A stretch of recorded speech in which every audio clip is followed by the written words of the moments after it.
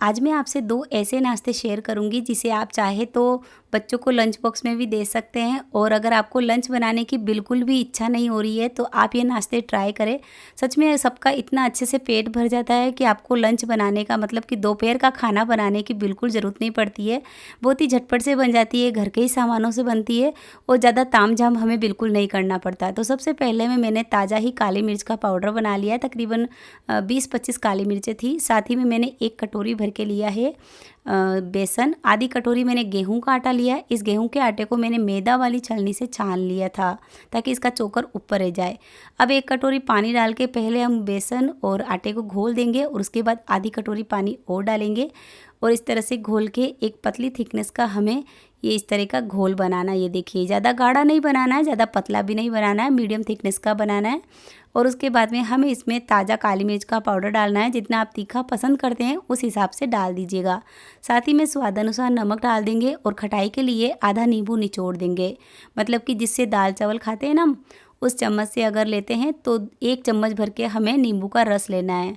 और अगर आप बेसन को ऐसे कप के मेजर्स करना चाहते हैं तो 1 कप बेसन था और आधा कप हमारा गेहूं का आटा था। 1 चम्मच देसी घी डालेंगे पिघला हुआ और इसे मिला के साइड रख देंगे। अब हम बनाएंगे एक चटनी। तो दही वाली एक ऐसी चटनी बनाएंगे जो इन दोनों नाश्तों के साथ में बहुत ही अच्छी लगती है और इसे आप चाहो तो 7 से 8 दिन स्टोर भी कर सकते हैं, बिल्कुल ख़राब नहीं होती है।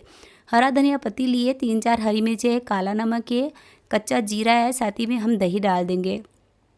तो ये चटनी थोड़ी पतली और थोड़ी गाढ़ी दोनों तरीके से आप बना सकते हैं। तो अभी मैंने इसको थोड़ा गाढ़ा ही रखा है और बाद में जब दूसरे नाश्ते में मुझे ज़रूरत पड़ेगी तब मैं इसमें पानी डाल दूँगी।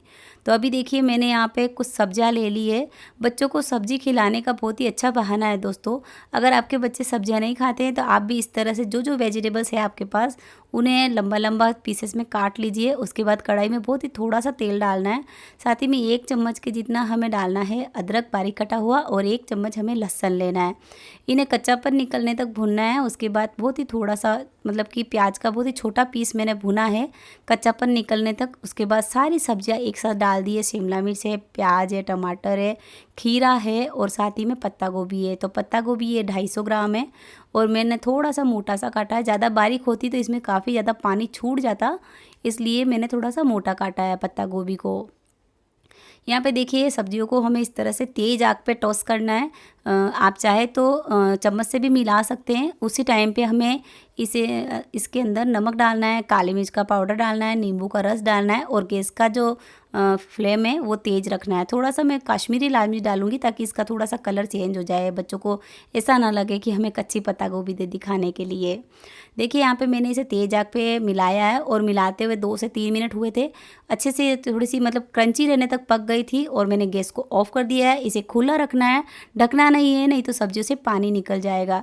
फिर मैंने नॉर्मल सा जो रोटी का आटा होता है वही आटा लगा लिया है और थोड़ी रोटी की थिकनेस से थोड़ी सी छोटी थिकनेस में मैंने लोई बनाई है।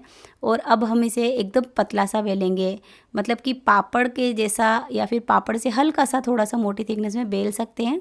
यहाँ पे देखिए, इस तरह से मैं 3 से 4 पहले एक बार में बना लूँगी रोटियाँ और उसके बाद में एक साथ में सेक लूँगी। अब इन रोटियों को आपको तेज़ आग में सेकना है, बस रोटी फूले नहीं, इस बात का हमें ध्यान रखना है। एक साइड से थोड़ी कच्ची सी रहेगी रोटी तो भी चलेगी और एक साइड थोड़ी पक्की रोटी रहेगी तो भी चलेगी। तो देखिए, यहाँ पे मैंने एक साइड से सेकने का थोड़ा ध्यान रखा है और दूसरे साइड में मैंने थोड़ा कच्चा ही रखा है इसे। इस तरह से हमें अध कच्ची रोटी निकाल के कपड़े में तुरंत ही गर्मा गर्म पैक कर देना है, जिससे कि ये कड़क नहीं होगी। और ये देखिए, रोटी को मैंने पैक कर दिया है और अब हम पहला नाश्ता बनाना शुरू करेंगे। बेसन को घोल के देखेंगे, बेसन की थिकनेस एकदम परफेक्ट है। तो कढ़ाई में या फिर पैन में, तवे पे, कहीं पे भी आप देसी घी या तेल लगा लीजिए। उसके बाद जैसे चीला होता है ना या फिर रोटी की थिकनेस का, वैसा हमें चीला फैलाना है। तो आप इसके अंदर आटा जो है ज़रूर डालिएगा। आटे से काफ़ी अच्छे से चीला बन जाता है पतला सा। तो यहाँ पे मैंने चीले को डालते ही तवे के ऊपर पैन में और तुरंत ही बेसन के ऊपर, कच्चा बेसन था ना गीला गीला, उसी के ऊपर मैंने रोटी रख दी है ताकि ये रोटी इस चीले के ऊपर चिपक जाए।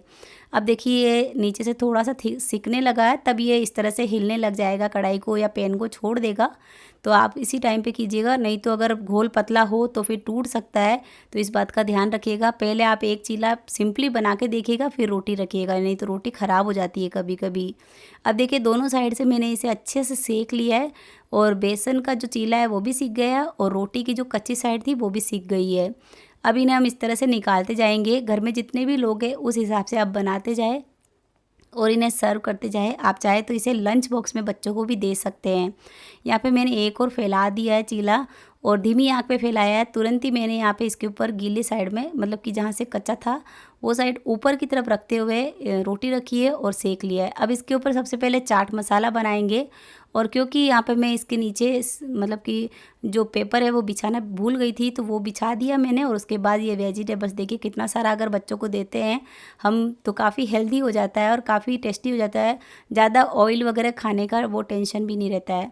अब देखिए वेजिटेबल्स मैंने डाल दिया था, कच्चा प्याज डाला है। अगर आप प्याज नहीं खाते तो आप स्किप कर दीजिए। प्याज डालने के बाद चटनी डाली है, साथ ही में सॉस डालेंगे।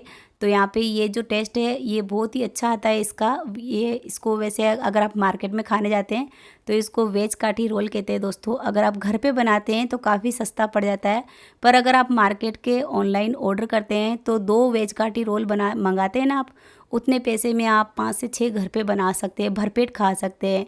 और इस तरह का हेवी नाश्ता करेंगे तो मुझे लगता है आपको लंच में खाना बनाने की ज़रूरत नहीं पड़ती है, बहुत टेस्टी लगता है। अब मेरे पास रात का बचा हुआ चावल था तो उससे भी मैं एक और साथ में नाश्ता बनाऊंगी, जिससे कि सच में मुझे लंच बनाने की बिल्कुल ज़रूरत नहीं पड़े, और नहीं पड़ी। तो यहाँ पे मैंने 2 कप भर के चावल ले लिया था। मेरे बेटे ने कहा कि मुझे थोड़े दही के साथ खाना है, तो मैंने थोड़े से छोड़ दिए हैं। तो यहाँ पे देखिए मैंने चावल को पहले इस तरह से मैश करना है, तो मुझे इस तरह से थोड़ा सा डिफ़िकल्ट लग रहा था, थोड़ा मुश्किल था, तो मैंने हाथों से ही मसल दिया है अपने इंडियन स्टाइल में। तो ये देखिए मैंने हाथों को पहले साफ़ कर लिया था, उसके बाद में मसला है बहुत ही अच्छी तरह से। ये देखिए चावल मैश हो गए हैं ना। उसके बाद में मैं आधा कप भर के बेसन डालूंगी और 1/4 कप जितना मैंने यहाँ पे दही लिया है, मतलब कि 2 से ढाई चम्मच के आसपास। यहाँ पे ये सब चीज़ें डालने के बाद में हमें क्या करना है, इसे एक बार फिर से हाथों से मिलाना है। वैसे मुझे लगता है कि अगर मैं इसके पराठे बना देती या थाली पीठ बना देती ना तो ये ज़्यादा बेस्ट रहता, पर कोई बात नहीं, वो जो मैंने नाश्ता बनाया है जो आप आगे देखने वाले हैं उसका तो टेस्ट लाजवाब था।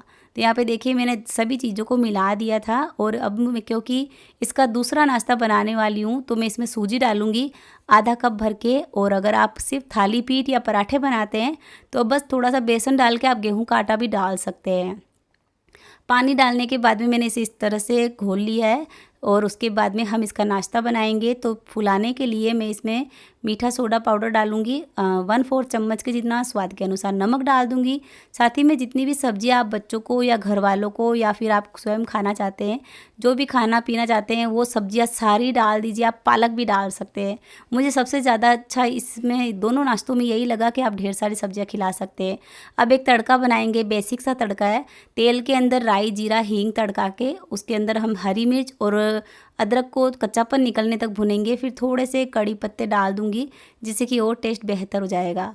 अब इसमें मैं डाल दूंगी ये तड़का और इन तड़कों को और वेजिटेबल्स को, सभी चीज़ों को एक साथ में मिला दूंगी। बहुत ही झटपट से ये वाला नाश्ता बन जाता है दोस्तों। और इसे पकाने के लिए आप देसी घी और तेल दोनों कुछ भी यूज़ कर सकते हैं।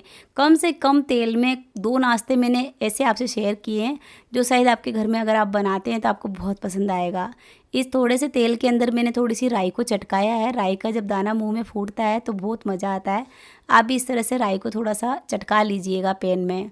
अब यहाँ पे देखिए मैंने यहाँ पे इसे इस तरह से फैला दिया है, ब्रेड की थिकनेस में फैलाया है, ज़्यादा मोटी थिकनेस में नहीं फैलाया। इससे तकरीबन 2 से 3 बन जाते हैं इस तरह के पैनकेक।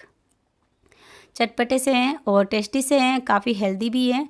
अब मैंने यहाँ पे ऊपर की साइड में थोड़ा सा घी लगाया है। नीचे तो मैंने वो जो राई चटकानी थी तो मैंने क्या तेल डाल दिया था और दूसरे साइड में मैंने घी लगाया है। आप भी अपनी इच्छा अनुसार डाल दीजिएगा। अब यहाँ पे इसे पलटने के लिए मुझे लेनी थी थोड़ी सी बड़ी थाली। आप थोड़ी बड़ी थाली लीजिएगा ताकि फैलाने में आसानी रहे, पर पेन के अंदर जा सके ऐसी थाली लीजिएगा। ऐसा ना हो पेन के ऊपर रह जाए थाली, फिर ये टूटने का मतलब कि चांस ज़्यादा हो जाते हैं। तो यहाँ पे देखिए मैंने एक साइड में इसे ऊपर की सतह सूखने तक पकाया था, दूसरे साइड में मैंने और 5 मिनट मतलब थोड़ा कम पकाया था, पहले पकाया जितना। अब इसे चटनी और सॉस के साथ में हम सर्व कर सकते हैं। दूसरे साइड से भी बहुत ही अच्छे से पक गया है। अगर आपको क्रिस्पी पसंद है तो आप इसे ढक्कन लगा के नहीं पकाइएगा, ताकि ऊपर की सतह से एकदम क्रिस्पी और नीचे से भी क्रिस्पी रहेगा। अब मैं आपको इसे काट के बताती हूँ, बहुत ही अच्छे से पक जाता है।